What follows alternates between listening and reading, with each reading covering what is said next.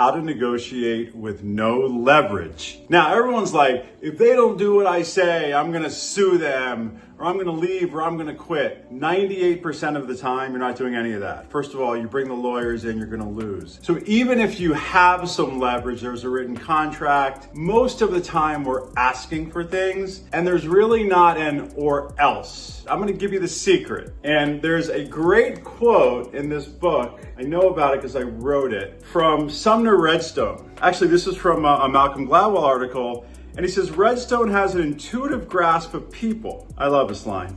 He persuades and seduces. He would concede that your straight flush beats his three of a kind, but then over a long dinner at Spago, he would develop such a rapport with you that you'd willingly split the pot with him. So you've got a better hand, right? But because of the human touch, because of influence, he will actually get you to move. So I was in a situation coaching a client who has a comp request. And to me, like, you have to create some urgency. There has to be an or else. Like, can you get back to me by this date or else? And the client, I'll keep this general, said, I really can't lose this job. I don't want to give an or else. There isn't an or else. There isn't, if you don't get back to me, I'm going to quit. So we drafted that email, we worked together on it, and it just felt too pushy. So I reminded myself, I remembered one of the best books ever written on influence is called Influence by Robert Cialdini. He went to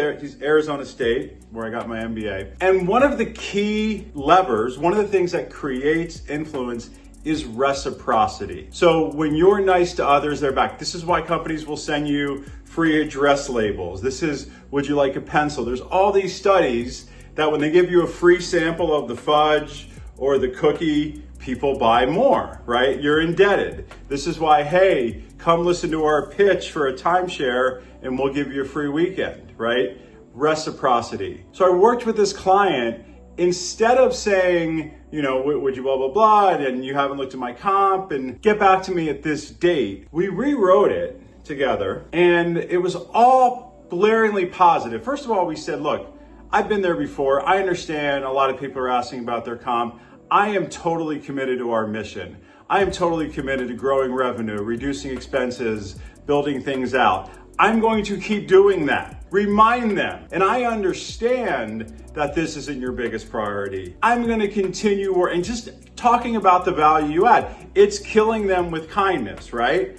I'm not giving you any ultimatum. There's no or else. And then I use a Chris Voss thing, you asking a no-oriented question. Would it be unreasonable to ask for preliminary feedback by next Friday? And would it be unfair to finalize this by the end of the month?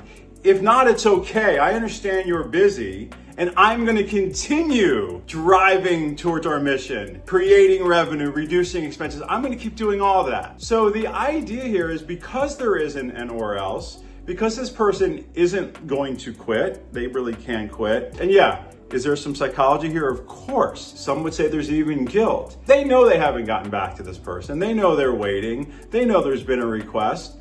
But just keep reminding them that no matter what, I'm going to keep doing a great job for you. And then let's see if they reciprocate.